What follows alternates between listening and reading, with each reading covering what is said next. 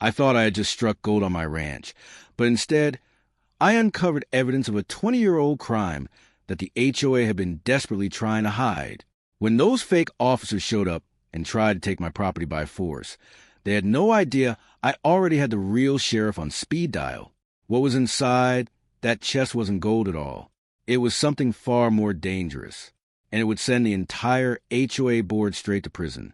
It started on what seemed like a normal, quiet Tuesday morning on my family ranch in North Texas. The sun had just begun to heat the red earth, and I was working near the old creek bed, digging a fresh drainage trench before the weekend storms rolled in. This land had belonged to my family for over 80 years. Every inch of it carried history. But I never imagined I was about to uncover something that would change everything. About 3 feet down, my shovel struck something hard. It wasn't the dull resistance of rock.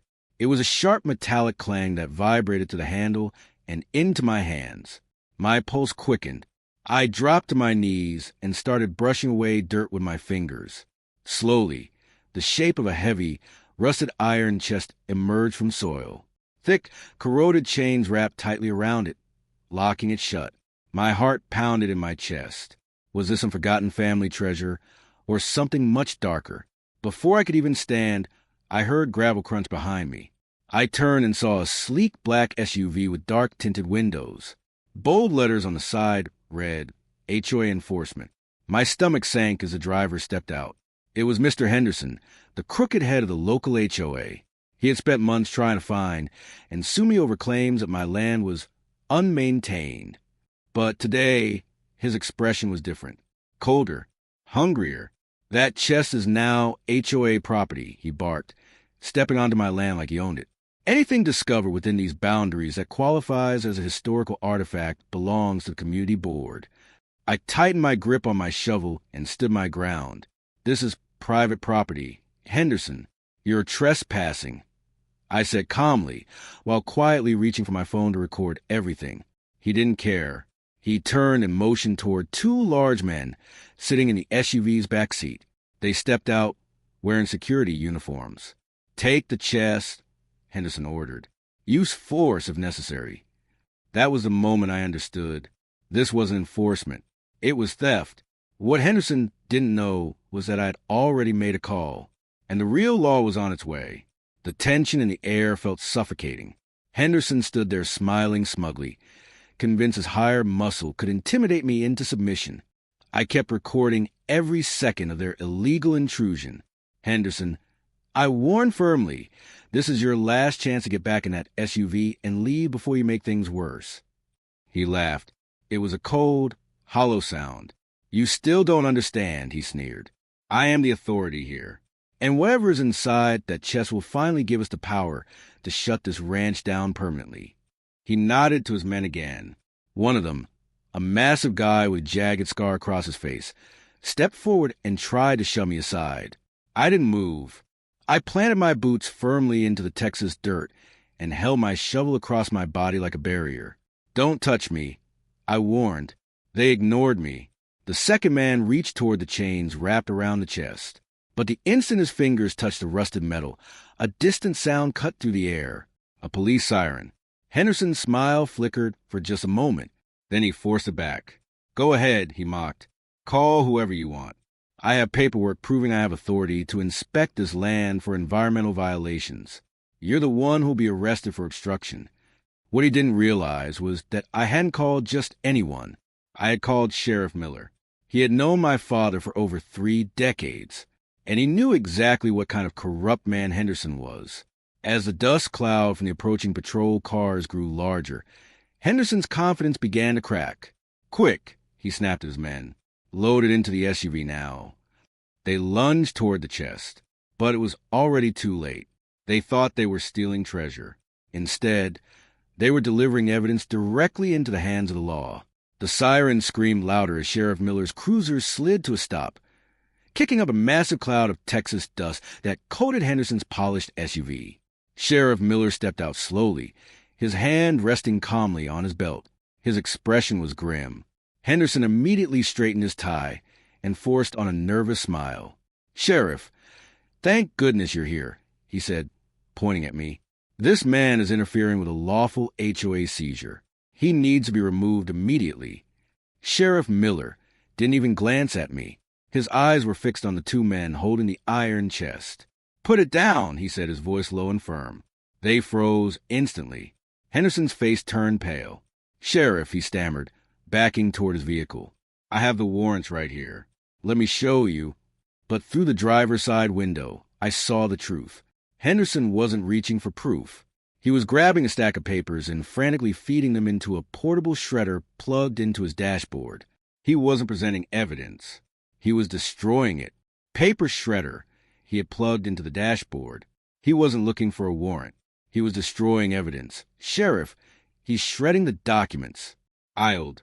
Sheriff Miller didn't hesitate. He saw the shredder worrying through the glass. "Henderson, open the door now." He barked, but the SUV was locked.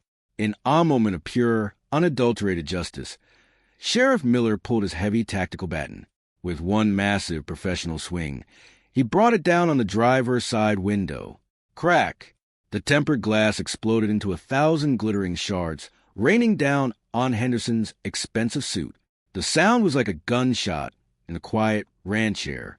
Miller reached to the shattered opening, grabbed Henderson by the collar, and hauled him out through a broken window frame. "You're under arrest for tampering with evidence and impersonating a legal authority." Miller growled as Henderson hit the dirt. The secret of the chest was finally exposed, and the look of pure terror on his face told me everything. He knew his reign over my ranch was finally over. Henderson lay face down in the dirt, the cold steel of Sheriff Miller's handcuffs clicking into place around his wrists. His two hired goons had long since dropped the chest and were standing with their hands behind their heads, realizing that their private security gig was about to turn into a long-term prison sentence. The air was quiet now, except for the crunch of glass under Miller's boots as he walked over to the rusted iron box sitting in the middle off-me field. "You okay, son?" Miller asked, glancing at me. I nodded, though my heart was still thumping against my ribs like a drum.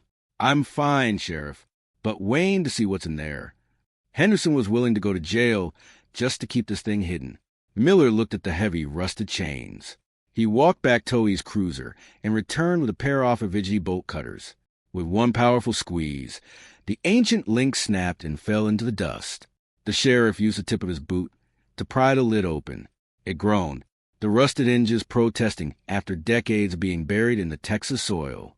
I leaned in, expecting to see the glitter of old coins or maybe the stack of cash Henderson was so desperate for.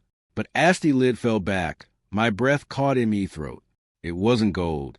Inside the chest, protected by layers of rotting wax paper, were dozens of original land deeds and bank ledgers dating back to the late 90s. As Miller began flipping to the pages, his face turned from curiosity to pure rage. "This isn't just paperwork," he whispered, his eyes scanning a ledger with Henderson's father's name on it. "This is a map of thievery illegal land seizure this HOA has committed for the last 25 years. I realized then why Henderson was so terrified. This chest didn't contain treasure. It contained the truth. It proved that half the houses in this development were built on land stolen from local ranchers through forged documents and blackmail. Henderson looked up from the dirt, his eyes bloodshot and wild. "You have no idea what you've just done," he hissed. "You just started a war." But as I looked at evidence in Miller's hands, I knew the war was already over. Justice had finally arrived. The fallout from that day on my ranch was like a legal earthquake. Once Sheriff Miller handed those ledgers over to the state attorney, the entire HOA board collapsed within 48 hours. It turns out Henderson hadn't just been bullying me.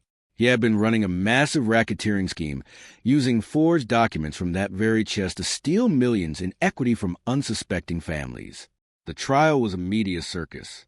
I sat in the front row as Henderson, stripped of his expensive suit and wearing an orange prison jumpsuit, was sentenced to 15 years for fraud, tampering with evidence, and impersonating a legal authority.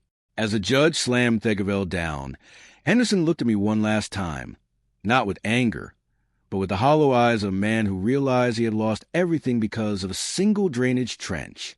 But the best part, the court ordered that all the stolen land be returned or compensated. Families who had been pushed out of their homes years ago were finally getting their checks. As for my ranch, It's now officially recognized as a historical landmark, meaning no HOA can ever touch it again, that I still have that rusted iron chest. I keep it on my porch as a reminder. People ask me if I regret digging that day. I just smile and look out over my peaceful acres. Sometimes you have toting up the past to save your future. Justice might be slow, but in Texas it fits like a sheriff's batting through a glass window. If you think this HOA got what they deserved, hit that like button and subscribe for more stories of karma served cold. Thanks for watching my YouTube channel, The Whole Story. This video likes, comments, and share. Today, best and again story. Thanks.